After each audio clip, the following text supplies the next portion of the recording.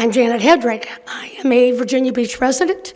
I'm a mother, I'm a business owner, and most importantly, I'm a survivor. Anyone who starts a business and makes a success out of it can attest to the blood and sweat equity invested in order to make it work. I started Janet Headrick Advertising in PR in 1997 after my corporate job moved my position as Director of Advertising out of the area.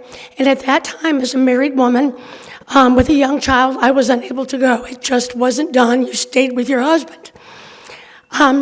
6 months out of that job, I met a woman, just by happenstance, who offered me the advertising management of a local shopping center. I told her, no, that wasn't for me. I wasn't interested. I was a stay-at-home mom. Then I rethought the opportunity, and I decided to pitch the center's board of directors, and I was hired on that day before I even pulled out of the parking lot. That was 1997, and my business started with one client whom I have retained to this day. How many people can say that? And slowly but surely, word spread of my quality of work and more business followed. Today, my goal was to start stepping into retirement. But as luck or hard work would have it, I have more clients and more businesses on my roster now, from New Jersey to Kentucky to the Carolinas to Florida, and my local clients as well. I am blessed. So much for retirement. How have I been so lucky? I mean, it's not luck. It's perseverance. It's doing the right thing. It's believing in my ability to do everything. And I mean, I truly believe there's nothing I can't do. Even if I don't know, even if I didn't know what a client was requesting me to do, I told them yes. And I went ahead and I learned how to do what they needed to be done. No matter what I was asked to do, the answer was always yes. And by God, I always got the job done. But my perseverance didn't stop there.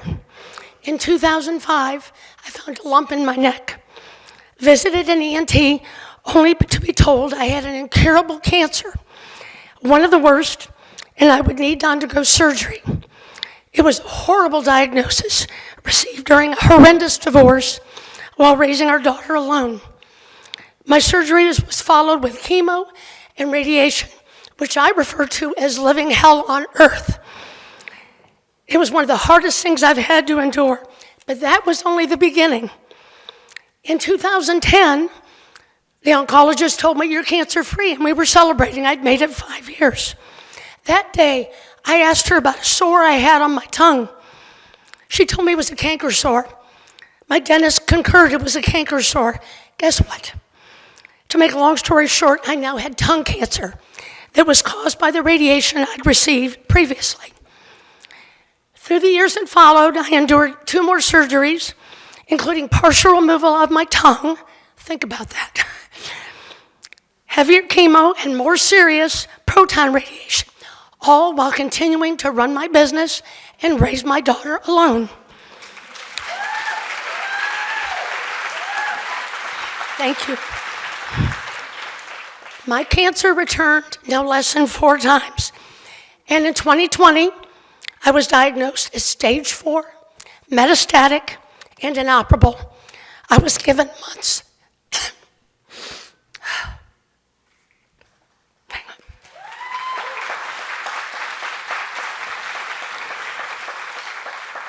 I had months to live. I was fortunate to have read about Jimmy Carter's experience and success with Keytruda. How many of you have seen the Keytruda commercials on TV? It's an immunotherapy that teaches your body how to fight cancer cells. Cancer cells are sneaky little bastards. They hide to avoid being hit with chemo, but Keytruda prevents them from hiding. I asked my team if I was a candidate for the drug, and by the grace of God, I was a perfect match. That was in July 2020. Today, I continue receiving Keytruda treatments every 3 weeks for the rest of my life. Throughout this entire journey, I never stopped believing I was going to survive and live my best life. Every doctor I've seen has told me it was my perseverance and will to live that pulled me through my near-death experience. And here I am today in front of you. My daughter is now an adult with a master's degree in bioinformatics and an outstanding job with Big Pharma. She's here today, and believe me, she helped me through the worst of the worst. And for myself, I'm hell-bent on living life to the fullest. Last year, I went to Alaska, which was a bucket list trip, and this year, my daughter and I are going to Iceland and Northern Europe. My message to you today is this: believe in what you can and cannot do, and always push through to the other side. Believe that you can succeed in your endeavors and work hard to fulfill your ambitions, whether personally or professionally. No one has the right to stop you. And in my case, no one wears a toe tag before it is their time to depart this earth. Stay positive, believe in yourselves, and good luck in pursuing your dreams, no matter what stands in your way. I did, so can you. Thank you so much.